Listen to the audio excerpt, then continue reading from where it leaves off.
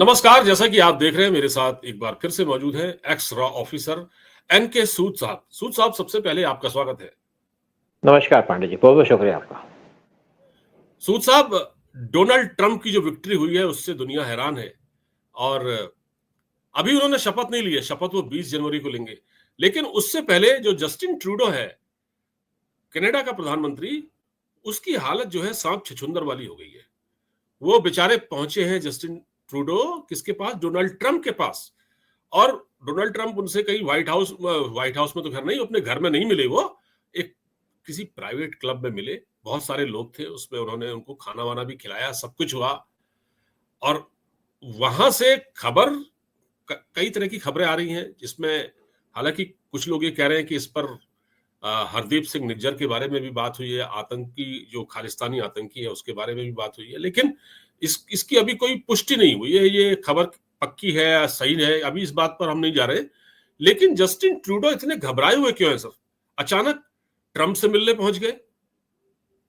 देखिए, Trump Justin Trudeau को hit करते हैं। ये एक G7 की मीटिंग हुई थी 2019 में। वहां पे ट्रंप ने इनको बहुत ज्यादा डांटा था और जो ज्वाइंट स्टेटमेंट थी उस पर साइन करने से मना कर दिया था। खैर वो वीडियो नहीं दिखा पा रहे हैं, हमारे पास अवेलेबल नहीं है। और ट्रंप आपने देखा बहुत देर से इंडिया पे अटैक कर रहे थे, इंडिया को कुछ ना कुछ टारगेट कर रहे थे। इससे पहले चाइनीज प्रेसिडेंट जी जिनपिंग की G20 की मीटिंग थी। वो इनसे मिले थे ट्रूडो से, और ट्रूडो को उन्हें डांट दिया था। लेकिन ट्रंप का इशू क्या है? ट्रंप जब पावर में आया तो ट्रंप ने बहुत से स्टेटमेंट दिए। एक तो अपनी कंट्री के अंदर कहते हैं जो इलीगल लोग हैं उनको निकालना है, उस पर उनका बहुत ज्यादा प्रेशर है, उसके ऊपर बहुत ज्यादा जोर है, क्योंकि वहां पे जो इलीगल लोग हैं वो बहुत से खालिस्तानी भी है और बहुत से इलीगल लोग वहां पे खाना खाते हैं, फ्री में मजे करते हैं और स्पेशल बेनिफिट्स लेते हैं उनकी गवर्नमेंट से। तो ट्रंप ने कह दिया कि जितने भी इलीगल लोग हैं उनको निकाल दिया जाएगा, और स्पेशल उन्होंने डिपार्टमेंट बना दिया इसके ऊपर, और अपने जितने भी एडवाइजर है उनको डायरेक्शन दे दिए। साथ में वहां पे खाना मिलता था, जितने भी इलीगल लोग थे उनको गवर्नमेंट की तरफ से खाना मिलता था, ट्रंप ने खाना बंद कर दिया। और ट्रंप जितने भी अब इलीगल लोग हैं वो कहाँ जाएंगे? इनका बॉर्डर लगता है कनाडा से, तो बहुत से लोग अब कनाडा की तरफ जा रहे हैं। और कनाडा के ने पहले इसके अपनी कंट्री के अंदर एक इमरजेंसी लगा दी है कि यहाँ से कोई अगर आदमी हमारी कंट्री में आता है तो हम कैसे रोकें। बॉर्डर पे उन्होंने पुलिस को तैनात कर दिया। लेकिन चिंता की बात कनाडा के लिए इसलिए, कनाडा की इकोनॉमी खराब है, बिल्कुल भी इस टाइम पे डूब गई है। और ट्रूडो की अगर बात करें तो ट्रूडो के पास जो प्लेन है वो 30 साल से ज्यादा पुराना है, बार बार खराब भी हो जाता है। तो आप समझ सकते हैं कि कनाडा का क्या हाल है। और कनाडा के बहुत ज्यादा ट्रेड होती है यूएस के साथ, मैक्सिमम ट्रेड उनकी यूएस के साथ होती है। और ट्रंप ने आते ही एक डिसीजन ले लिया, उन्होंने कहा मैं 3 कंट्रीज के ऊपर टैक्स लगा दूंगा, टैरिफ लगा दूंगा। एक है मैक्सिको, क्योंकि मैक्सिको से बहुत ज्यादा लोग इलीगली यूएस के अंदर आते हैं, और साथ में बॉर्डर को भी सील करना उसने मैक्सिको के साथ। दूसरा कनाडा, कनाडा के ऊपर भी उन्होंने टैरिफ लगा दिए। मतलब अब जो ट्रेड कनाडा और यूएस के अंदर होती है उसमें नुकसान कनाडा को होगा। और तीसरी कंट्री जिसके ऊपर ट्रंप ने टैरिफ लगाया वो है चाइना, क्योंकि वो उनकी जो पॉलिसी सारी एंटी चाइना है। लेकिन इंडिया के ऊपर कोई टैक्स नहीं लगाया, क्योंकि ट्रंप इंडिया को पसंद करते हैं, मोदी को पसंद करते हैं, मोदी को कहते हैं कि मेरा यार है, इसलिए ट्रंप ने इंडिया के ऊपर कुछ नहीं लगाया। और ट्रंप ने जब कैंपेन चल रहा था तो ट्रंप ने बार बार स्टेटमेंट दी थी कि जब भी मैं व्हाइट हाउस में आऊंगा तो आप सोचिए कि हिंदू का एक रिप्रेजेंटेटिव यहाँ बैठा है। उन्होंने कहा था कि I love India, I love Hindus, और इनकी जो स्टेटमेंट थी बहुत ज्यादा वैलिड है इंडिया के लिए, यानी कि इंडिया को पसंद करते हैं। और उनकी जो पॉलिसी है, जितने भी उनके एडवाइजर हैं, वो उनकी जो पॉलिसी है उनको स्पेशली ट्रंप ने बता दिया है कि मेरी पॉलिसी है चाइना को काउंटर करना, और हम अगर चाइना को काउंटर करेंगे तो हमें इंडिया की मदद चाहिए, और मोदी को पसंद करते हैं। जब पीएम मोदी यूएस के अंदर गए थे, वहां से हाउडी वाउडी का जो अरेंजमेंट हुआ था, जो प्रोग्राम हुआ था, उससे ट्रंप बहुत ज्यादा इंप्रेस थे मोदी से कि कैसे वहां पे हजारों लोग इकट्ठे हो गए थे एक स्टेडियम के अंदर। दूसरा, जो इनके एक्स के जो चीफ हैं, उन्होंने भी एक स्टेटमेंट दी थी कि ट्रूडो अगला इलेक्शन नहीं जीतेंगे। और एक्स का आप समझते हैं कितना इन्फ्लुएंस है वर्ल्ड के अंदर, और उनकी जो स्टेटमेंट है बहुत ज्यादा वैलिड है कि अब ट्रूडो कनाडा के प्रेसिडेंट नहीं बनेंगे या प्राइम मिनिस्टर नहीं बनेंगे। तो ट्रूडो की वैसे भी हालत पूरी कंट्री के अंदर खराब है, और ट्रूडो जिस तरीके से इंडिया को टारगेट कर रहे थे, कभी निज्जर को लेकर के, कभी पन्नू को लेकर के, उसकी किसी भी तरीके से ट्रंप उनको सपोर्ट नहीं करते, सपोर्ट नहीं करेंगे। और जैसे वहां पे हिंदुओं पे अत्याचार हो रहे हैं कनाडा के अंदर, मंदिरों पे अटैक हो जाते हैं, मंदिरों को तोड़ा जाता है और वहां पे खालिस्तानी खड़े होकर के मंदिरों के ऊपर लाठी डंडे चलाते हैं, साथ में उनकी पुलिस उनको सपोर्ट करती है। तो ऐसा लगता है कि ट्रूडो के दिन अब खराब आने वाले हैं। और दूसरी बात, हम बात कर रहे थे चाइना की, चाइना पे तो उन्होंने टैरिफ लगा दिया है यूएस ने। उसने कहा जिस दिन मैं आऊंगा, यानी कि 20 जनवरी 2025 को जब मैं ओथ लूंगा, व्हाइट हाउस में एंटर करूंगा, तो पहला पेपर साइन करूंगा वो होगा तीनों कंट्रीज के ऊपर टैरिफ लगाना। लेकिन दूसरी बात, चाइना के जो प्रेसिडेंट है जीपिंग, उन्होंने ट्रूडो को बहुत बुरी तरह से डांटा था जब एक G20 की मीटिंग के अंदर दोनों आमने सामने हुए थे। उन्होंने कहा भाई आपकी हमारी कोई बात हुई, हमने एक कॉन्फिडेंशियल बात की, आपने उसको पब्लिक कर दिया। हाँ। तो उससे वो बड़े नाराज थे और ट्रूडो की उन्होंने बहुत इंसल्ट की। इसी तरीके से अब G7 की जो मीटिंग हुई थी इटली के अंदर, वहां पे भी ट्रूडो की बहुत इंसल्ट हुई। वो इंसल्ट की मेलोनी ने, जो इटली की प्रेसिडेंट प्राइम मिनिस्टर है। ट्रूडो कुछ बात कर रहे तो क्या होता है कि यूरोपियन जो लड़कियां होती हैं ना, वो अगर आपको कुछ इग्नोर करती हैं या आपके ऊपर कुछ अटैक करती हैं, तो वो क्या होती हैं, अपनी आंखें घुमाने लग जाती हैं ऐसे, समझ गए आप, ऐसे ऐसे घुमाने। तो बेलोनी ने यही किया था। फिर ट्रूडो जब इंडिया के अंदर आए थे G20 समिट के अंदर, पीएम मोदी से मिले थे और तब वहां पे निज्जर की बात करने लग गए। तो पीएम मोदी ने कहा कोई ये बात करने की जरूरत नहीं है निज्जर के ऊपर, कोई ये ओकेजन थोड़ी है। लेकिन उन्होंने बात की तो पीएम मोदी ने उनको इग्नोर कर दिया।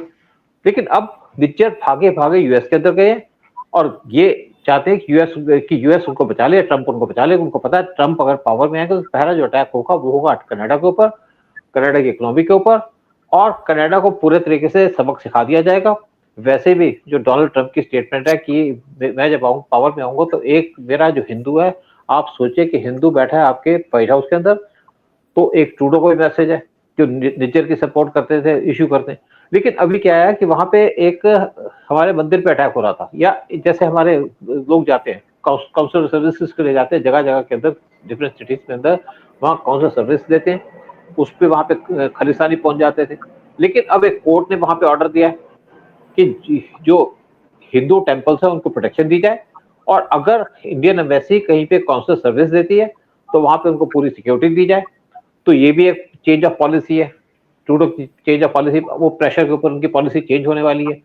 तो ट्रूडो जो इंडिया को हेट करते थे, पहली बात पावर में रहेंगे नहीं, दूसरी बात इनको ट्रंप छोड़ेंगे नहीं, और तीसरी बात है कनाडा के अंदर जितने भी हिंदुओं पे अत्याचार हो रहे थे खालिस्तानी की तरह, वो भी बंद हो जाएंगे।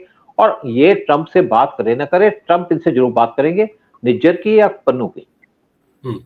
तो ट्रूडो का जो इमीडिएटली भाग, हाँ बिल्कुल, मुझे लगता है कि कनाडा की तो बैंड बजने वाली है, क्योंकि जो बाइडन जो अमेरिकी राष्ट्रपति हैं अभी तक, मतलब अभी तो वो मतलब इलाज करा रहे हैं, उनकी हालत ठीक नहीं है। कमला हैरिस ने चुनाव लड़ा था, लेकिन मैं डेमोक्रेट की सरकार की बात कर रहा हूं। असल में बाइडन ने एक स्टेटमेंट दिया था, कहा था कि अगर डोनाल्ड ट्रंप सत्ता में आते हैं तो अमेरिका और कनाडा के रिश्ते खराब हो जाएंगे, ये उन्होंने कहा था। और जो कनाडा है वो पहले ही कई तरह की चैलेंजेस से जूझ रहा है, महंगाई बहुत ज्यादा है कनाडा में, ट्रूडो की जो पॉपुलैरिटी का ग्राफ तेजी से कम हो रहा है। लेकिन ऐसे में ऐसा लगता है कि ट्रूडो मतलब कुछ अलग करके दिखाना चाहते हैं, या ये कहें कि वो अपने आप को एक मजबूत दिखाना चाहते हैं, मजबूत प्रधानमंत्री के तौर पर। वो भागे भागे ट्रंप के पास पहुंच गए। तो अब ट्रंप के दिमाग में क्या चल रहा होगा, ये मेरे पास आया है अचानक, कल तक मेरे खिलाफ बोलता था। देखिए ऐसा है कि ट्रंप के दिमाग में कुछ नहीं चल रहा। ट्रंप की बड़ी क्लियर पॉलिसी है, वो ट्रूडो को पसंद नहीं करते और इसलिए उसके ऊपर सैंक्शन लगा दिए, मतलब टैरिफ लगा दिए उनकी ट्रेड के ऊपर। टैरिफ लगाने का मतलब है कि उनके जो ट्रेड होती है कनाडा के साथ वो बहुत ज्यादा कम हो जाएगी, या जो कैनेडियन एक्सपोर्ट है यूएस के अंदर वो कम हो जाएगी। और एक इसलिए कि वहां पे जिस तरीके से काम किया जा रहा है कनाडा के अंदर, जिस तरीके से ट्रूडो बिहेव करते हैं, ट्रंप के ऊपर भी बहुत सी उन्होंने स्टेटमेंट दिए पहले।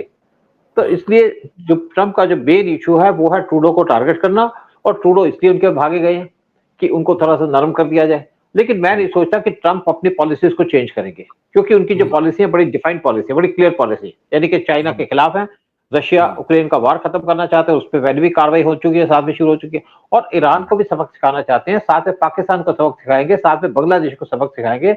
जब सेकंड दिन का एक ऑर्डर आएगा तो उसके ऊपर बड़ा क्लियर होगा कि बांग्लादेश और पाकिस्तान को कैसे काउंटर किया जाए, कैसे वहां पे हिंदुओं पे जो अटैक हो रहे हैं वो बंद किए जाए, और इनका नंबर आने वाला है। लेकिन दूसरी बात है कि जो उनके डिफेंस, जो उनके फॉरेन सेक्रेटरी हैं, उन्होंने भी स्टेटमेंट दे दी है कि वो इंडिया के फेवर में होंगे, क्योंकि और साथ में जो उनके एनएसए हैं, उनकी बड़ी क्लियर स्टेटमेंट आई है कि हमें गाल से गाल मिलाकर के इंडिया के साथ काम करना पड़ेगा चाइना को काउंटर करने के लिए, और चाइना को काउंटर बैलेंस करना पड़ेगा इंडिया की मदद से।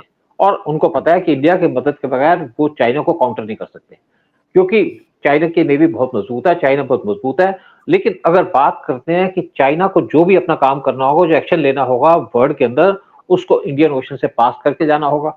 और इंडिया के अंदर, इंडिया जरूर चाइना से कमजोर है, लेकिन इंडियन ओशन के अंदर इंडिया चाइना से बहुत ज्यादा मजबूत है, क्योंकि वहां पे नेवी भी हमारी स्ट्रांग है इस टाइम पे। और दूसरी बात है कि इंडियन ओशन के ऊपर हमारा पूरा कंट्रोल है, जगह जगह हमारी बेसिस हैं। तो चाइनीज नेवी को अगर किसी ने कंट्रोल करना है या कंट्रोल कर सकता है, वो है इंडिया, इंडियन ओशन के अंदर। और अगर चाइना का इंडियन ओशन के अंदर कंट्रोल नहीं होगा, इंडिया का कंट्रोल होगा, तो चाइना को इजीली डिफीट किया जा सकता है।